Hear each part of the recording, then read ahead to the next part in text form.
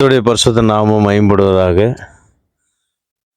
இன்று நல்ல ஒரு செய்தி நான் உங்களுக்காக கொண்டு வந்திருக்கிறேன்.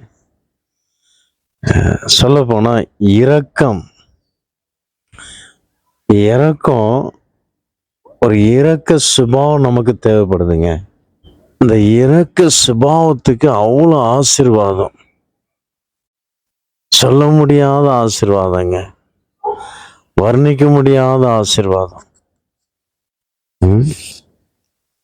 வர்ணிக்க முடியாத ஆசீர்வாதம். யாக்கோப்பு 2:13 வாசிக்கும் போது,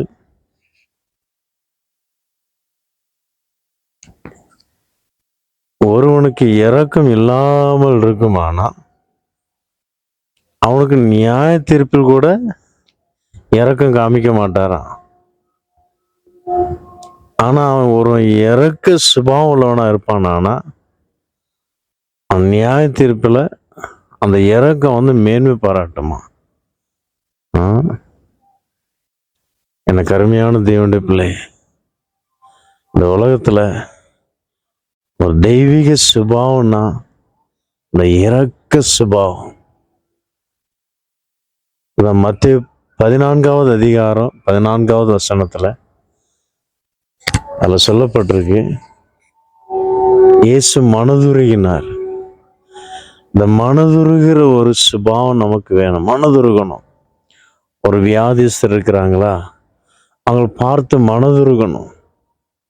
ஒரு கஷ்டப்படுற, நம்மளோ விட கஷ்டப்படுற ஒரு குடும்பம் இருக்குதா, சகோதரனோ சகோதரியோ இருக்கிறாங்களா, அவங்களுக்காக மனதுருகணும். எனக்கு அருமையான தேவனுடைய பிள்ளை, அந்த வசனம் உண்மைதாங்க. நான் ஒரு மனுஷனுக்கு இரக்கத்தை காண்பிப்போமானா, வெள்ளை சிங்காசனத்துக்கு முன்பாக இயேசு நியாயம் தீர்க்கும்படியாக உட்கார்ந்திருக்கும் போது நமக்கு இரக்கம் கிடைக்கும். இரக்கத்தினால் நமக்கு ஒரு விடுதலை உண்டாகும். அந்த நியாய தீர்ப்பிலிருந்து நாம் பாதுகாத்து கொள்வோம். ஏன்னா இயேசுவே சொல்லியிருக்கிறார். என்ன சொல்லியிருக்கிறார்னா, நான் வியாதியா இருந்தேன், என்னை விசாரிக்க வந்தீங்க. நான் காவலில் இருந்தேன், என்னை பார்க்க வந்தீங்க. நான் வஸ்திரம் இல்லாமல் இருந்தேன், எனக்கு வஸ்திரம் கொடுத்தீங்க. இப்படியாக அவர் பட்டியலை கொடுக்கிறார். அப்ப என்ன அர்த்தம்னா, நம்மளை விட கீழே இருக்கிறவங்களுக்கு, ஒரு தாழ்ந்த இடத்துல இருக்கிறவங்களுக்கு நாம் என்ன செய்யணும்னா இரக்க சுபாவத்தை வெளிப்படுத்தணும். அந்த இரக்க சுபாவத்தை வெளிப்படுத்தி நம்மளால ஏண்டது ஏதாவது செய்யணும். அதான் ஆண்டவர் விரும்புகிறார். நீங்கள் இந்த சிறியரில் ஒருவனுக்கு நீங்கள் எது செய்தாலும் அதை எனக்கே செய்தீர்கள். அந்த வார்த்தையில ஃபர்ஸ்ட் நான் சொன்னேன்னு ஒரு பட்டியல் கொடுக்கிறாரு. காவலில் இருந்து என்னை பார்க்க வந்தீர்கள், வியாதியா இருந்தேன் என்னை விசாரிக்க வந்தீங்க, வஸ்திரம் இல்லாமல் இருந்தேன் எனக்கு வஸ்திரம் கொடுத்தீங்க, என் பிதாவின் ராஜ்யத்தில் உங்களுக்கு ஆயத்தம் பண்ணப்பட்டிருக்கிற பிதாவின் ராஜ்யத்தில் பிரவேசிங்கள் அப்படிம்பார். அப்போ உண்மைதான். அந்த வசனம் யாக்கோப்பு 2:13 சொல்லப்பட்ட வார்த்தை எவ்வளவு வேணும் சந்தேகம் இல்லை. நமக்கு நியாய தீர்ப்பே கிடையாது. அந்த நியாய தீர்ப்புல தான் நாம் பாதுகாத்து கொள்ளப்பட முடியும். தேவனுடைய வார்த்தை எவ்வளவு சத்தியம் பாருங்க. யாக்கோப்பு சொன்ன வார்த்தை உண்மையில எல்லாம் சத்தியமான வார்த்தை, பொய்யே இல்லாதல்ல. அது எப்படி இரக்க சுபாவம் இருந்தா நாம் எப்படி நியாய தீர்ப்புல இருந்து பாதுகாக்க முடியும்? அப்ப நானே பல நாட்களா எனக்குள்ளே ஒரு கேள்வி கேட்டுட்டே இருந்தேன். ஆனா தேவனுடைய சமூகத்தில் இருக்கும்போது அந்தந்த வசனங்கள்லாம் ஆண்டு வெளிப்படுத்தி கொடுக்கிறார்.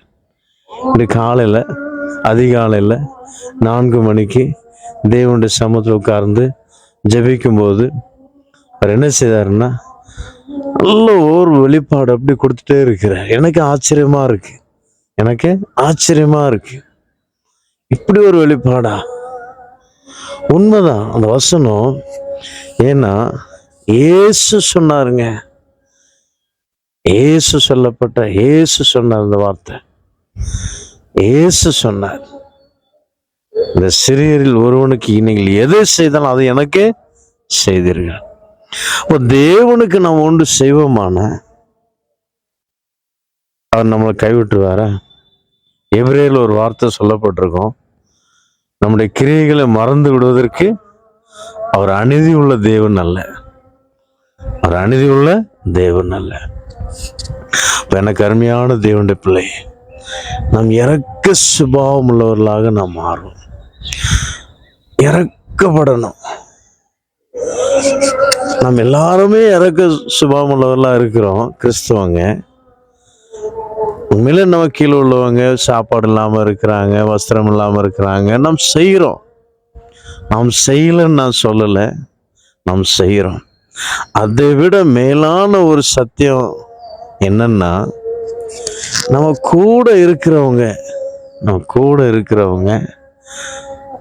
ஒருவேளை உங்கள் பிள்ளைகளாக இருக்கலாம், உங்கள் அம்மாவாக இருக்கலாம், உங்கள் மனைவியாக இருக்கலாம், உங்களுக்கு புருஷனாக இருக்கலாம், யாராக இருந்தாலும் ஒருவேளை உங்களுடைய சுபாவத்துக்கு ஏற்ற மாதிரி அவங்க இல்லாமல் இருக்கலாம். அவங்களுடைய சுபாவம் உங்களுக்கு பிடிக்கலையா இருக்கலாம். ஓயாம சண்டை சச்சரவா இருக்கலாம். அதற்காக நாம் என்ன செய்யக்கூடாது? அவங்கள உதறி விடக்கூடாது.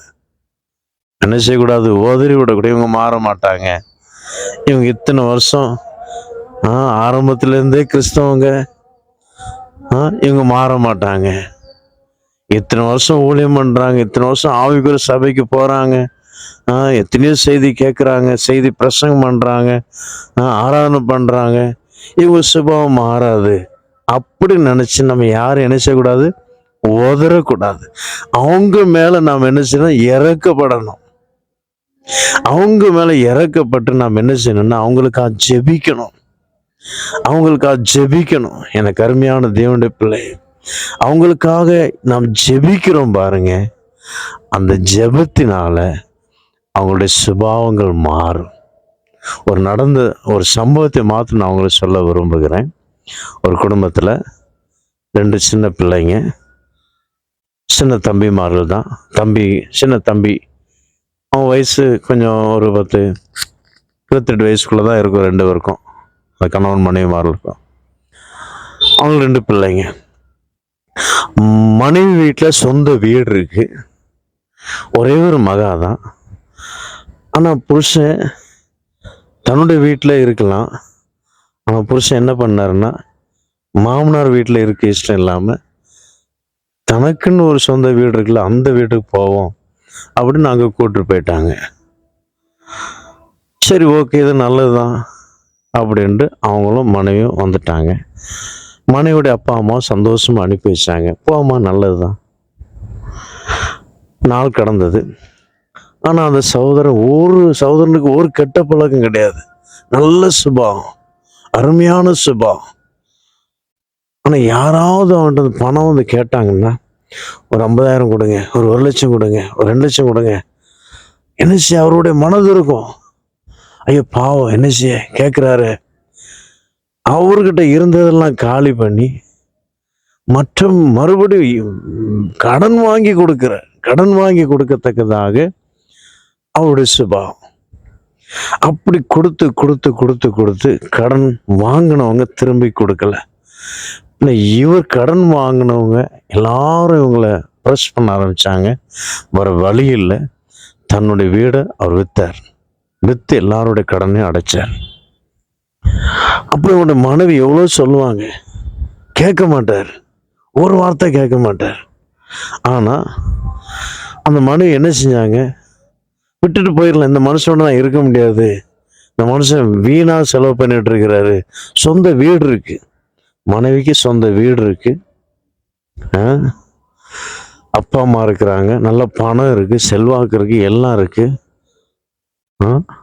விட்டுட்டு போயிடலாம். அவங்க அப்பா அம்மா ஒன்றும் சொல்ல மாட்டாங்க. என் பிள்ளை எப்படியாவது சந்தோஷமா இருந்தா போதும், அங்கே சந்தோஷம் இல்லையா, இங்கே இருக்கட்டும், பரவாயில்ல, வேற ஒரு திருமணம் வேணா பண்ணி வச்சிடலாம், அப்படிதான் சொல்லுவாங்க. ஆனால் அந்த சகோதரி அந்த புருஷனை விட்டுட்டு போகலை. என்ன செய்தா தெரியுமா? ஆண்டோட சமூகத்தில் உட்கார்ந்து அழுது ஜெபிக்க ஆரம்பிச்சா. அந்த சகோதரன் ஆவிக்குரிய சபைக்கு போகிற சகோதரன் சிபி. ஆனால் இந்த சகோதரி சாதாரண ஒரு சிஎஸ்எஸ் சபைக்கு போகிற ஒரு சகோதரி. அவள் ஜெபிக்க ஆரம்பிச்சா. நான் ஜெபித்தா என் தேவன் ஜெபத்தை கேட்பார், நிச்சயமாக ஒரு மாற்றம் உண்டாகும், என்னுடைய கணவன் மாறுவார் என்ற ஒரு நம்பிக்கையோடு அவர் ஜெபிக்க ஆரம்பித்தா. ஒவ்வொரு நாளும் கண்ணீரோடு ஜெபிக்க ஆரம்பித்தாங்க. அவங்க சொந்த வீடு இல்லாமல் இப்போ வாடகை வீட்டில் பாருங்கள், தண்ணி வெளியில் எடுக்கணும், கஷ்டம், சரி சாப்பாடு இல்லை, இப்போ வாடகை கொடுக்க கஷ்டம். அவன் என்ன தன்னுடைய அம்மா வீட்டில் ஒரு பைசா வாங்க மாட்டான், அவ்வளோ ஒரு ப்ரெஸ்டீஜாக இருக்கிற மனுஷன். ஆனால் அம்மா ரகசியமாக பணம் கொடுத்தாரு, அந்த பணத்தை வச்சு தான் கொஞ்சம் கொஞ்சமாக சாப்பாடு அப்படியே ஓட்டி அப்படி இருந்தோம். அந்த சகோதரி கொஞ்சம் கூட, அதெல்லாம் கேட்கும்போது பயங்கரமாக கொஞ்சம் கூட அசராது. என் புருஷனை விட்டு நான் அசர மாட்டேன், நவல மாட்டேன். என் புருஷனை ஆண்டவர் நீ மாற்றி ஆகணும், நீர் தான் தந்திருக்கீங்க, என் புருஷனை தந்து நீர் தான் எங்களை நினைச்சிருக்கீங்க, என் புருஷனை மாற்ற முடியும். அப்படி ஆண்டோட சமுதிர கண்ணீரோடு ஜெபிக்க ஆரம்பிச்சாங்க. அவர் தொழிலை தேவன் ஆசீர்வதித்தார். மறுபடியுமாக அவங்க விற்ற வீடையே வாங்க கர்த்தர் உதவி செய்தார்.